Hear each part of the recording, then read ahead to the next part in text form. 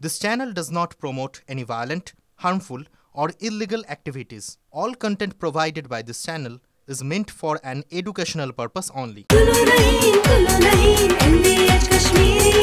আরে কম দে কিন্তু খাঁটি দে। MDH কাশ্মীরি লাল লঙ্কার গুঁড়ো। MDH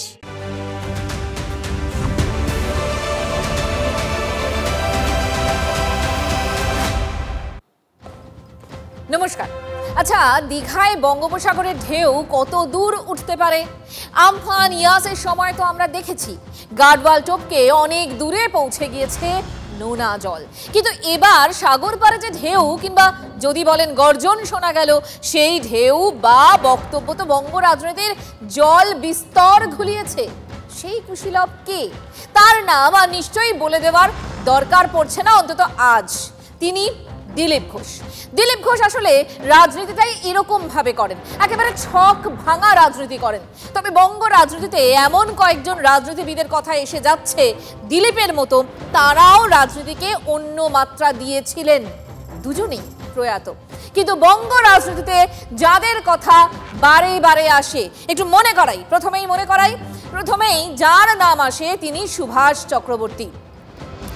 সেই সময় জ্যোতি বসুর মন্ত্রিসভায় থাকা সুভাষের তারাপীঠ মন্দিরে পুজো দিতে যাওয়া নিয়ে সিপিএম এর অন্দরে ঝড় বয়ে গিয়েছিল। সুভাষ চক্রবর্তী তখন বলেছিলেন প্রথমে তিনি হিন্দু, তারপর ব্রাহ্মণ, তারপরে কমিউনিস্ট। আর বুদ্ধদেব ভট্টাচার্য মন্ত্রিসভার সদস্য রেজ্জাক মোল্লা, তিনি হজে গিয়েছিলেন। 7 বারের বিধায়ক রেজ্জাক তৃণমূলে যোগ দিয়ে মন্ত্রী হওয়ার পরেও রাজনীতি থেকে অনেকটা দূরে। তখন আবার প্রতিদ্বন্দ্বী দল ছিল বিজেপির প্রার্থীকে আশীর্বাদ করেছিলেন তিনি এবং বলেছিলেন তার দল অর্থাৎ তৃণমূল প্রার্থীকে আশীর্বাদ করবেন না। আর দিলীপ ঘোষ, তিনি তো মমতা বন্দ্যোপাধ্যায়ের সঙ্গে সাক্ষাতের পর একই রকম নির্ঘোষ, একই রকম বেপরোয়া, যার জন্য স্পিড ব্রেকার থাকলেও ব্রেক কষেন না কোনোভাবেই। দিলীপের রাজনীতির খেয়াল খাতার সঙ্গে আপনাদের আলাপ করাবো। কি এমন হলো যে কাঁথির সনাতনীদের সম্মেলন ছেড়ে স্ত্রীকে নিয়ে শটান দীঘায় পৌঁছলেন? মুখ্যমন্ত্রীর সঙ্গে তার কি কথা হলো? বারবার কেন বিতর্কে জড়ান? বিজেপির প্রাক্তন রাজ্য সভাপতি শুধুই সৌজন্য, নাকি এটার পেছনে রাজনৈতিক কৌশল রয়েছে? সবটাই খুঁজে দেখবো আজকে TV9 স্পেশালে। আজকে স্পেশাল ছক ভাঙা দিলীপ, আপনাদের সঙ্গে আমি মজিরা।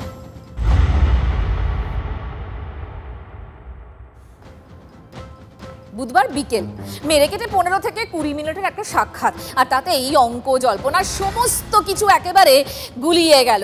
অজস্র উপকরণ রয়েছে। আচ্ছা সেসব নিয়ে কথা হবে। তার আগে একটু শোনাই জগন্নাথ মন্দিরে ঠিক কি কথা হয়েছিল দিলীপ ঘোষ আর মমতা বন্দ্যোপাধ্যায়ের মধ্যে।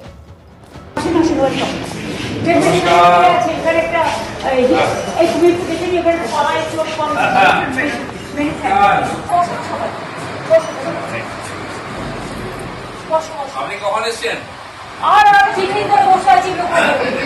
আমি কেন আমার প্রশ্নটা মিনিস্টার কোম্পানির কাছে আছি। বাপরে এই ঝামেলা আপনারা যোগ্য হয়েছে কি? মানে কালকে তো আমি 4 ঘন্টা পড়েছি শুধু আপনি পুরো চৌকাট খুলে বাপরে বাপ আগুনে না রেস্টে একবার মিটিং করবো। ওই আমাদের নাসিন্দা ওই অব্দি বৃষ্টি হয়েছে ওদিন, বুঝলেন? এদিকে লোক বাড়বে।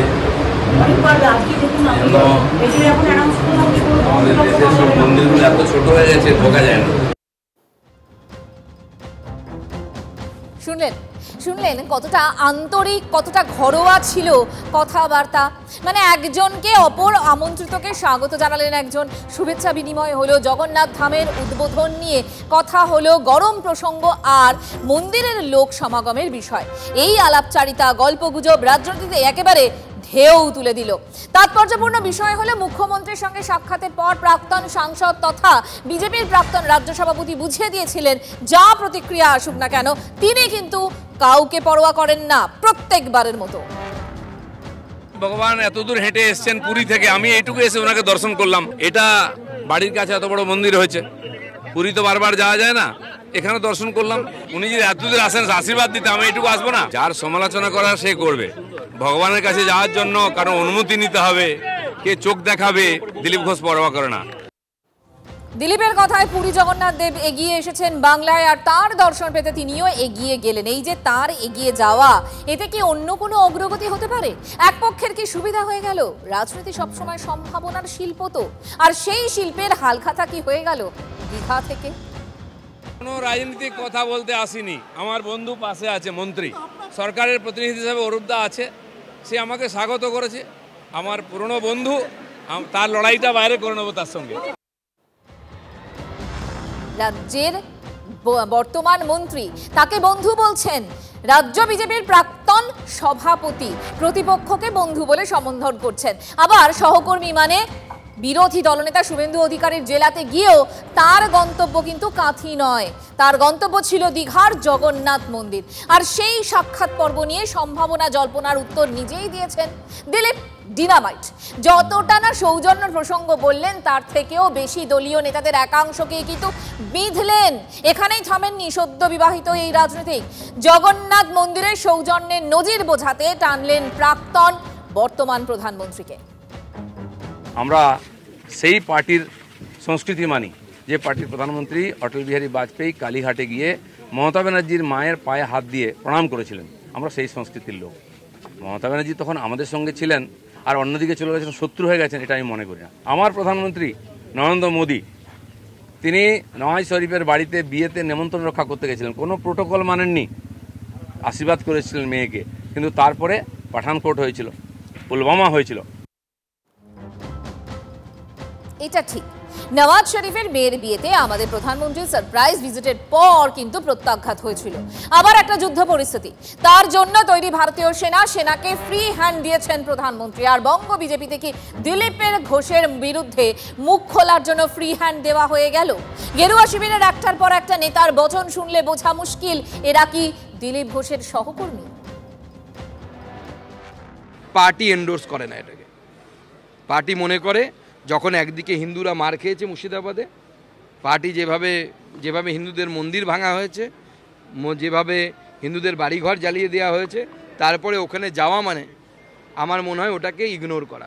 আর কারোর ব্যক্তিগত বিষয়, তার মন্তব্য, তার চলার ধরন, তার কাজের ধরন, প্রেম প্রীতি ভালোবাসা, রাগ বিরহ দহন, এসবের উত্তর আমি দিই না, ভবিষ্যতেও দেব না। সিদ্ধান্ত তো অনায়াসেই করা যায় যে দিলীপ ঘোষ হয় তৃণমূলে চলে গেছেন বা আজ বাদে কাল যাবেন। যখন উনি এমএলএ ছিলেন তখন থেকে জানি উনি কত কাছাকাছি ছিলেন।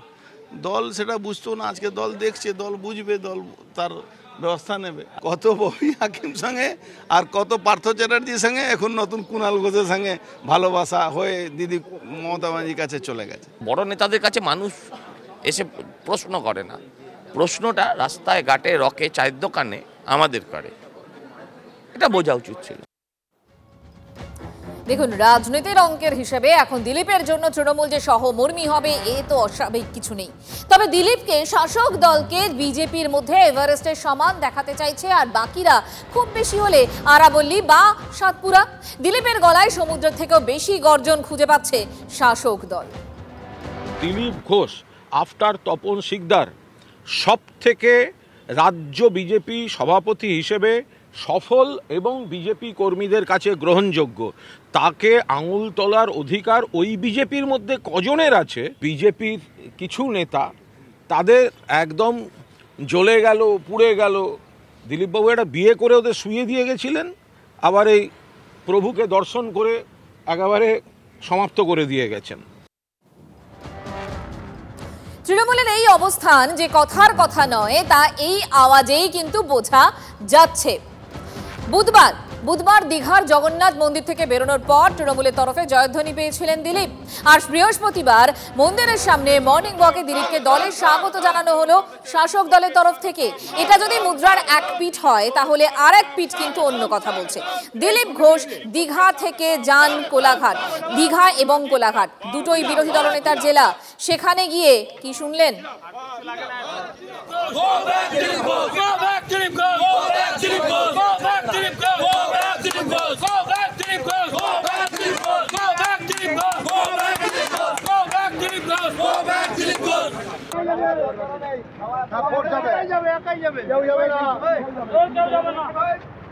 আর যদি কেউ গিয়ে করে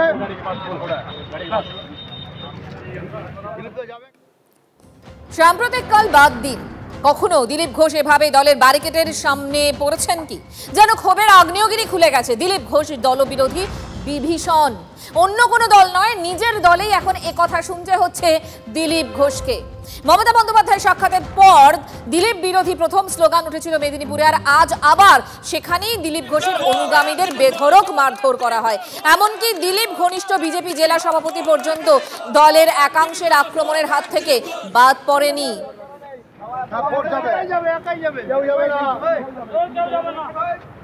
আর যদি কেউ গিয়ে করে যাবে খাবে।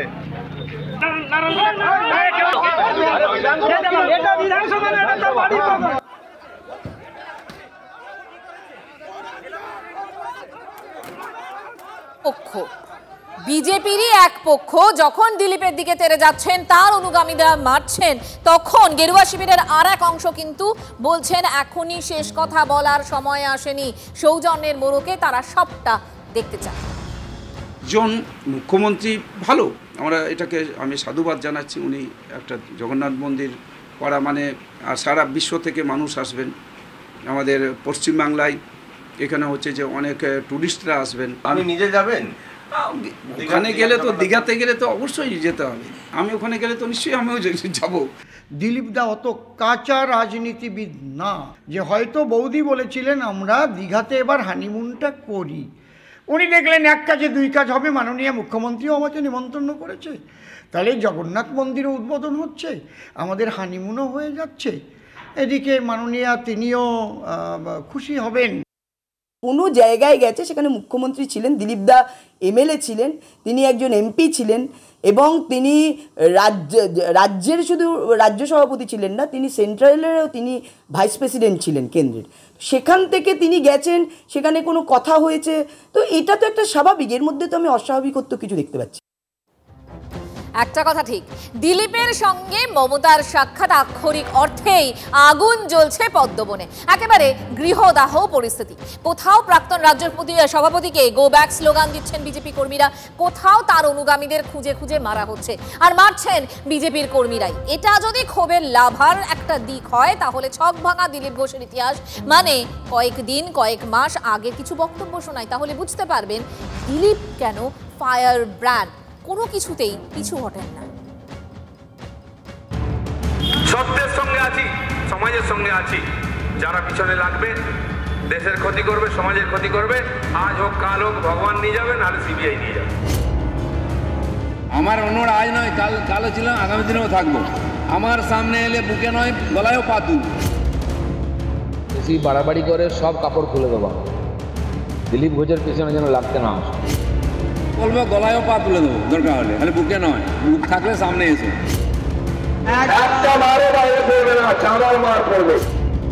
দিলীপ ঘোষ কারো বাপের খায় না, কারো জমিদারিতে পা দেয়। মহিলাদের সঙ্গেই থাকুন, মহিলাদের সঙ্গেই নিজেকে সুরক্ষিত মনে করেন। যারা লেজ গুটিয়ে বাড়িতে বসে থাকে বোর আঁচলের তলায়, তারা আমাকে সার্টিফিকেট দিচ্ছে, জীবনে বাড়ির বাইরে কোনো বেরোলেন চমকে দিলে পেচ্ছাপ করে ফেলে। পুতলা সাজলেই মা হওয়া যায় না, ভগবান শ্রীকৃষ্ণ 6 দিনের বয়সে বুঝে গেছেন, আরে আমাদের তো 60 বছর হয়ে গেল। দিলীপ ঘোষ কঠিন জায়গা দিয়ে সরল কাজ শুরু করে, সেই জন্য মেসেজ দিতে এসেছি যে এলাকা কারণ এখন দিলীপ ঘোষের এলাকা সব জায়গায়।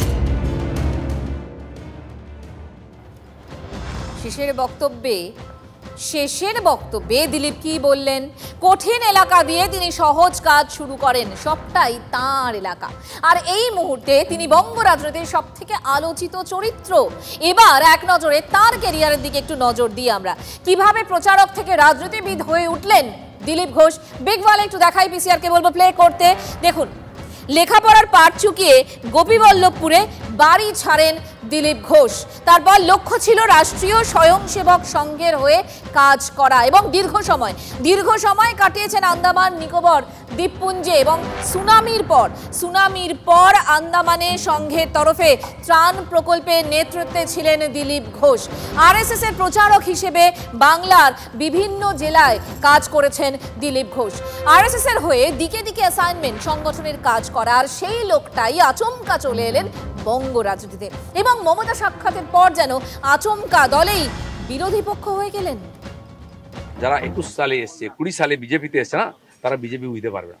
কেউ আরএসএস দেখাচ্ছে, কেউ হিন্দুত্ব বোঝাচ্ছে। দিলীপ ঘোষকে হিন্দুত্ব বোঝাবেন না। আমার কাটলে গায়ে হিন্দুর রক্ত বেরোবে, বিজেপির রক্ত বেরোবে। বাকিদের গায়ে কি রক্ত আছে আমি জানি না, কারণ বহু জায়গায় ঘুরে এসছেন তারা। একটু আগে তো দেখালাম দিলীপের সাংগঠনিক কাজকর্মের বিভিন্ন রকম কথা। এবার আসি তার বঙ্গ রাজনীতিতে এন্ট্রির বিষয়। কি ছিল সেই সফর এবং এখানে দিলীপের ওঠানামা, সেটাও একটু বোঝানোর চেষ্টা করি বিগ ওয়ালে। দেখুন, 2014 সাল থেকে শুরু করি। আরএসএস থেকে সরাসরি বাংলার রাজনীতিতে দিলীপ ঘোষ। তারপর 2014 বঙ্গ বিজেপির অন্যতম সাধারণ সম্পাদক হলেন দিলীপ ঘোষ। 2015তে রাজ্য বিজেপির সভাপতির দায়িত্ব পান দিলীপ ঘোষ এবং 2016তে খড়গপুর সদর থেকে বিজেপি বিধায়ক হিসেবে নির্বাচিত হন তিনি। 2019-এ দিলীপের নেতৃত্বে বাংলা থেকে 18 লোকসভা আসন জয় করে বিজেপি এবং 2019-এ মেদিনীপুর আসন থেকে সাংসদ নির্বাচিত হন দিলীপ ঘোষ।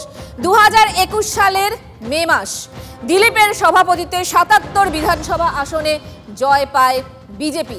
2021 সেপ্টেম্বর মেয়াদ শেষের আগেই, এই সাফল্যের পরও মেয়াদ শেষের আগে রাজ্য বিজেপির সভাপতির পদ থেকে অপসারিত হন দিলীপ ঘোষ এবং 2023 জুলাই বিজেপির সর্বভারতীয় সহসভাপতির পদ থেকে অব্যাহতি দেওয়া হয় তাকে এবং 2024 বর্ধমান দুর্গাপুর লোকসভা কেন্দ্রে হার দিলীপ ঘোষের। তার মানে বঙ্গ বিজেপিতে তার জমানায় সব থেকে ভালো কিন্তু পদ্মশিবির, অন্তত তথ্য তাই বলছে।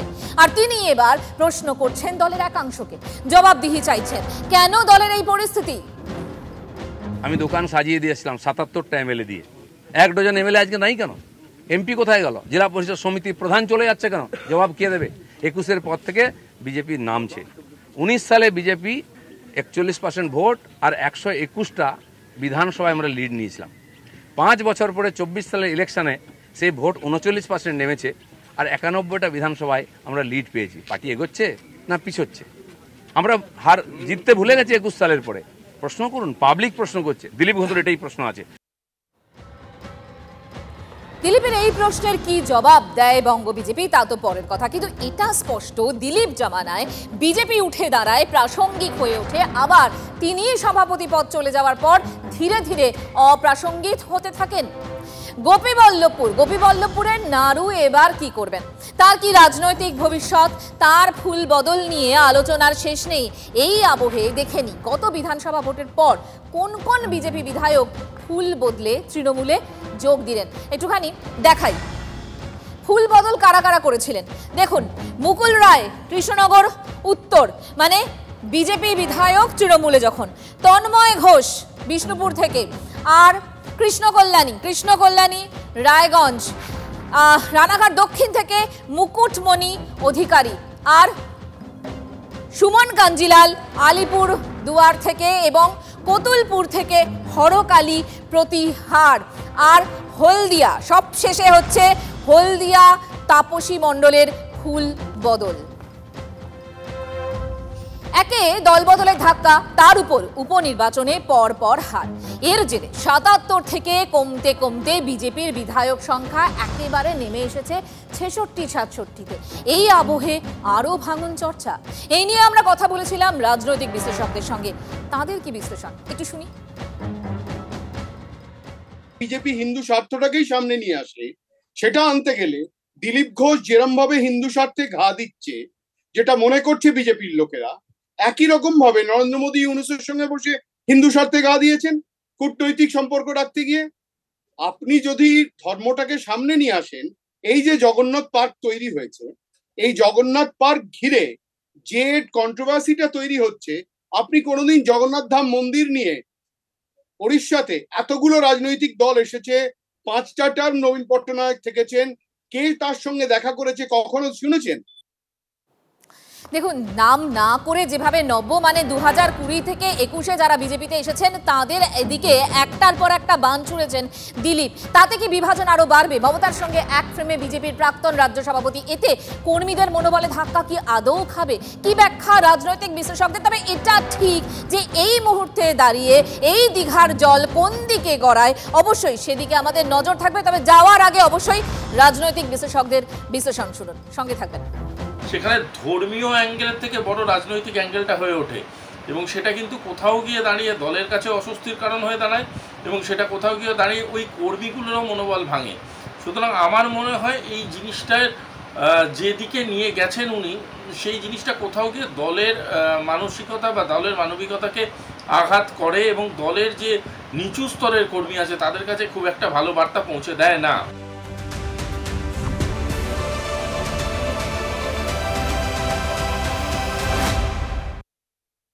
যদি এমডিএইচ কিচেন কিং কিচেনে থাকি তো আমরা যা ইচ্ছে তৈরি করতে পারি। বেগুনের ভর্তা, আলু কপি, ভিন্ডি মশলা, আরো অনেক কিছু।